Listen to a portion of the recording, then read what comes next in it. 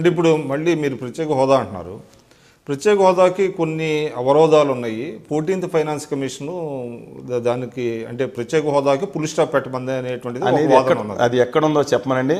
అరుణ్ జైట్లీ గారు చెప్పిన పూర్తిగా వాస్తవాలను ఆల్రెడీ సభా హక్కుల తీర్మానం ఆల్రెడీ ఇచ్చున్నారు. అది చర్చకు వస్తుంది రేపో మాపో. నాకు అర్థం కాదండి, కుక్క తోక నూపుతుందా, తోక కుక్క నూపుతుందా? రాష్ట్ర ప్రభుత్వం ఏదైనా మాట్లాడితే అర్థం ఉందండి. కేంద్ర ప్రభుత్వం చైర్మన్ ఎవరు? దానికి నీతి ఆయోగ్ అనే ఒక ప్రణాళికాబద్ధంగా ఉన్న ప్రణాళికా సంఘాన్ని పక్కన పెట్టి అసలు ఇది ఎందుకు వచ్చింది? ఇది ఎందుకు వచ్చింది? మన ప్రత్యేక తరగతి హోదా ఏదైతే ఆర్థిక సంఘం ఒకటి ఉంటుంది, ప్రణాళిక సంఘం ఒకటి ఉంటుంది. ఇవాళ ప్రణాళిక సంఘాన్ని తీసేసి నీతి ఆయోగ్ని ఒక కన్సల్టెన్సీ ఫరం కింద తయారు చేశారండి వీళ్ళు.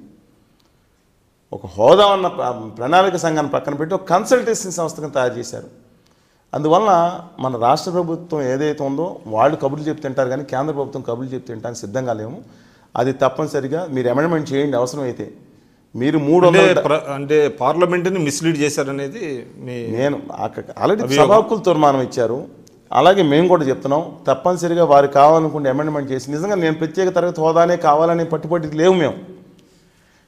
ఆ హోదా పేరు నరేంద్ర మోడీ గారు ఆంధ్రప్రదేశ్ ఉద్దాపన పథకాన్ని పెట్టుకోమని నరేంద్ర మోదీ గారిని క్రియేట్ తీసుకోమనండి, పేరు మార్చమనండి. రాజకీయ పార్టీలకు అబ్జెక్షన్ ఉండొచ్చు, ఏ కాంగ్రెస్ పార్టీకో మిగతా వాళ్ళకు, మాకు అబ్జెక్షన్ లేదు. ఎవరైతే మాకేంటండి వాళ్ళ ఆయన పెట్టమనండి. పెట్టి ఈ హోదాతో వచ్చే లాభాలన్నీ ఇమ్మనండి. 100% ఎక్సైజ్ ఎగ్జంప్షన్ ఇవ్వండి. అలాగే రాయితీలు ఏదైతే ఉన్నాయో రాయితీలతో కూడా ఏదైతే హోదాలో ఉన్నాయో అవన్నీ హోదాకి రాయితీలు ఉన్నాం, వేరే మేము పేరు పెట్టి నాకు అలాంటి అబ్జెక్షన్ లేదు. 10 సంవత్సరాలు ఉండాలని మేనిఫెస్టోలు పెట్టి మేము 10 సంవత్సరాలు డిమాండ్ చేస్తున్నాం. కాదు కూడదు. ఇండస్ట్రీ స్టార్ట్ అయితే 2 ఏళ్ళు పడుతుందండి. గెస్టేషన్ పీరియడ్ ఉంటుంది. అందువల్ల 7 మధ్య మార్గంగా 10 కాదు 7.5 సంవత్సరాలు పెట్టమనండి, మేము యాక్సెప్ట్ చేస్తాం. ఇంకో పేరు పెట్టమండి, యాక్సెప్ట్ చేస్తాం. అందుకని ప్రజలను భావోద్వేగాలతో రెచ్చగొట్టి వాళ్ళని దారుణంగా తయారు చేసిన అవసరం లేదు. కానీ విజ్ఞానవంతంగా చైతన్యవంతంగా ప్రజలు చాలా చైతన్యవంతులు, కొంచెం వాళ్ళకి ఇన్ఫర్మేషన్ ఇస్తే వారు ముందుకు వస్తారు. అందుకని వారందరూ నిలదీయాల్సింది ఏంటంటే కేంద్రంలో ఉన్న ప్రభుత్వాన్ని నిలదీయడానికి మన ప్రజాప్రతిని నిలదీయాలి. నాకు చాలా బాధ కలిగిన విషయం ఏంటంటే ఉద్యమంలో మునుగోటి కానీ మిగతా వాళ్ళు కానీ ఆత్మత్యాగం చేసుకున్నారు. అందుకని అప్పుడు స్పష్టంగా చెప్పాను. నేను ఆ రోజు రాత్రిపూట వెళితే ఆ రోజు సంస్మరణ సభ అయిన తర్వాత పార్టీ నాయకులు వెళ్ళిపోయారు. మేము ఇంటికి వెళ్ళేటప్పుడు వాళ్ళ ఆవిడ రాత్రి దీపం లేకుండా కిందకు ఊళ్ళోంచి తీసుకొచ్చి వదిలేశారు. నేను ప్రొఫెసర్ కళ్యాణ్ అని ఆయన కూర్చుని కొంత ఉడతాభక్తి సాయం చేసాం. మేము మాకు బాధ ఇంకెప్పుడు చెప్పాం, అందరికీ చెప్తా ఉన్నాం, ఇది ఇంకెవరన్నా ఈ చేస్తే పిరిగితనంతో కూడిన చర్య. మీరు ఆత్మత్యాగం అవసరం లేదు, మీరేం పాపం చేయలేదు, పాపం చేసింది నాయకులు, వాళ్ళు నిలదిద్దాం. ఈ తప్ప మనం కష్టపెట్టుకోకూడదు. బంధువులు కూడా నేను వ్యతిరేకంగా ఆ రోజు ఆగస్టు 11 సుష్మా స్వరాజ్లో సోనియా గాంధీ గారు 13 రోజులు లోక్సభని రాజ్యసభని స్తంభం చేశారు. ఆవిడేదో బళ్ళారి గొడవలో ఎన్నికల గొడవలు అనుకుంటా. ఏమిటి మనకేమో ప్రత్యేక తరగతి హోదా రావాల్సిన విషయంలో ఈ విధంగా గొడవ చేస్తారని తప్పనిసరి బాధ వచ్చి బంధుకు పిలిపించాను ఆ రోజు నేను, రామకృష్ణ గారు. కానీ తర్వాత బంధువులు మాకు ఇష్టం లేదు, నేను మన తప్పనిసరి విఫలం అవుతుందని చెప్పి మద్దతు ఇవ్వాల్సి వచ్చింది. బంధువులు కాదు, మనం కష్టపెట్టుకోకూడదు. ఇంతకుముందు కరెంట్ ఆపేసుకుని మనం కష్టం పెట్టుకుంటే కొంతమంది మాజీ పార్లమెంట్ సభ్యులు లాంటి వాళ్ళు ఎలా లాభం పొందారో ఈ ప్రజలని కష్టపెట్టి ఏ విధంగా కరెంట్ అమ్ముకున్నారో రేపు పొద్దున వివరాలు తీసుకుందాం. అది కాదు, కానీ ఈసారి కరెంటు మేము ఆపుకోవద్దు. మా జేఏసీ పొలం శ్రీనివాసరావు గారి సేవ్ జాక్ అంటే ఎలక్ట్రిసిటీ జేఏసీ కానీ వీళ్ళతో చెప్పాం, ఈ తప్ప మనం కరెంటు మనం ఆపుకోవద్దు, మన పిల్లలకు ఆపు. మీరు ఇప్పుడు మొన్న కూడా ఎప్పుడైతే ప్రకటన వచ్చిన వెంటనే మీరు విజయవాడలో ఆల్ ఇండియా రేడియో దగ్గర కొంత ధర్నాలు అలాంటివన్నీ చేశారు. ఇది ఎలా కొనసాగించబోతున్నారు? మీ కార్యాచరణ ఏంటి? మా కార్యాచరణ ఇంతకుముందు చెప్పానండి. బస్సు యాత్రలో పాదయాత్ర శ్రీకాకుళం జిల్లా నుంచి అనంతపురం, హిందూపురం నుంచి శ్రీకాకుళం చేసుకుంటూ వెళ్ళాం. ఆ 2 ప్రాంతాలంటే కూడా నాకు అభిమానం అండి. నేను గోదావరి జిల్లాకు చెందినా సరే అత్యంత వెనుకబడిన ప్రాంతాలు, అత్యంత వెనుకబడిన వర్గాలకి మనకు మద్దతు ఇవ్వకపోతే మనది ఒక మానవత్వం అనిపించుకోకూడదు. అందుకని అక్కడ ప్రత్యేక ప్యాకేజీ అనంతపురికి శ్రీకాకుళంకి మొదట ఇవ్వాలని కోరాం. ప్రత్యేక ప్యాకేజీ చంద్రబాబు అనౌన్స్ చేశారు, కానీ కార్యాచరణలోకి వస్తుంది తర్వాత. అలాగే ఆ తర్వాత పాదయాత్ర చేసాం, సమ్మె పిలిపించాం. నరేంద్ర మోడీ గారి ఇంటి మీదకి ఈ దేశంలో ఎవరికి వెళ్ళే ధైర్యం లేదు. ఢిల్లీలో 1400 మంది 1500 మంది తీసుకెళ్లి ఢిల్లీ వెళ్ళి ధర్నా పెట్టాను. మా అధ్యక్షుని ధర్నా పెట్టాం. ప్రత్యేక హోదా విభజన హామీల సాధన సమితి. ఇప్పుడు నరేంద్ర మోడీ గారి ఇంటి మీదకి వెళ్ళామండి, ఇంటి మీదకి వెళ్ళాం. రక్తదానం చేశాం కూడా మొన్న. బాధ కష్టమైన 55-60 ఏళ్ళ వయసులో అంటే మనకు రక్తదానం చేయకూడదు, రక్తదానం కూడా చేశాం. నరేంద్ర మోడీ గారి శాంపుల్ పంపించాం, మీరు చూసుకోండి, రక్తం కూడా ఇస్తాం. మాకు నీళ్లు మట్టి ఇచ్చారు కదా. మేము ఫ్యూచర్ చేయబోయే కార్యక్రమం చాలా వైవిధ్యంగా ఉంటుంది. రాష్ట్ర ప్రజలు తమను తాము ఇబ్బంది పెట్టుకోకుండా చిన్న ఫలి త్యాగం చేయమంటున్నారు, విద్యార్థులు కూడా చదువుపాటు చేసుకోకుండా.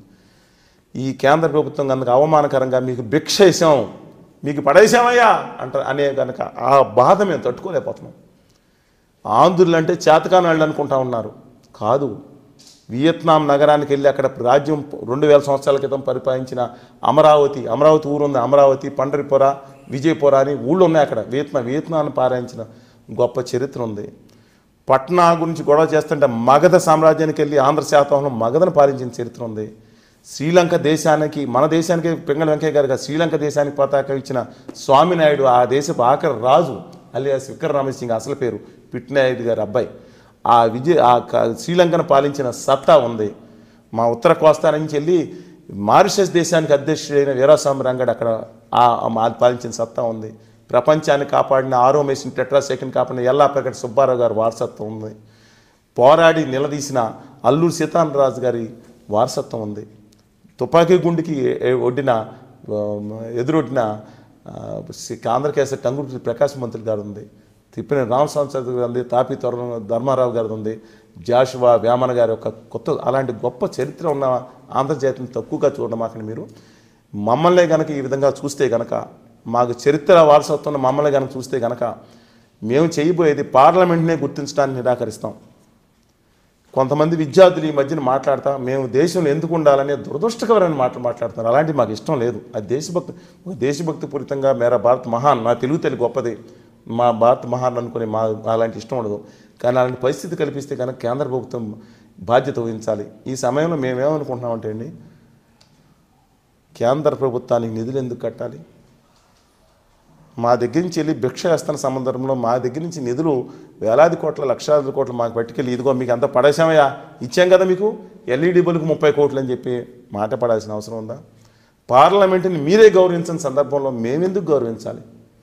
మీరు గౌరవించండి పార్లమెంట్. తండ్రి నేను సిగరెట్ తాగుతా, నువ్వు కొడుకు ఈ దుర్మార్గం అంటే వింటాడండి? నువ్వు దుర్మార్గం చేస్తా ఉన్నావు, మేము దుర్మార్గం చేయం. కానీ మేము కేంద్ర ప్రభుత్వాన్ని గుర్తించడానికి నిరాకరించే పరిస్థితి తెచ్చుకుంటారు వీళ్ళు. అంటే ఏంటి, పన్నులు కట్టద్దంటారా కేంద్రానికి? ఆల్రెడీ జూలై 1 నుంచి అనుకున్నాం. మేము ఒక తీవ్రమైన నిర్ణయం తీసుకుంటాం. మేము రాజకీయ పక్షాలు ఏదైతే ఉన్నా వాళ్ళకి భయం ఉండొచ్చండి, మాలాంటి వాళ్ళకి భయం లేదు. మాలాంటి వాళ్ళకి నన్ను ఒక విధంగా గట్టిగా కనుక ప్రత్యేక హోదా కావాల్సింది నేను మొదటగా ఉద్యమించినప్పుడు ఒక రాజకీయ పార్టీ మమ్మల్ని అవహేళన చేసింది.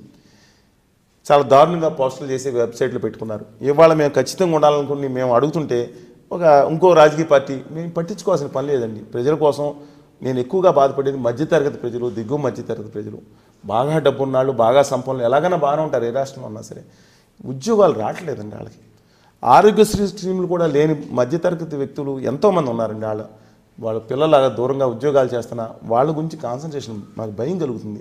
సక్రమైన మార్గంలో కనుక వాళ్ళు వెళ్ళలేని పక్షంలో ఆవేశాలకి లోనైతే ఒక వాదన ఉందండి. అంటే ఆంధ్రప్రదేశ్కి సంబంధించినంత వరకు ఆ రోజు రాష్ట్రం విడిపోవటానికి చాలామంది ఇష్టపడలే. అంటే ఆంధ్ర ప్రాంత వాసులేమో సమైక్యాంధ్ర కావాలి, మాకు రాష్ట్రం అనేది అన్నారు.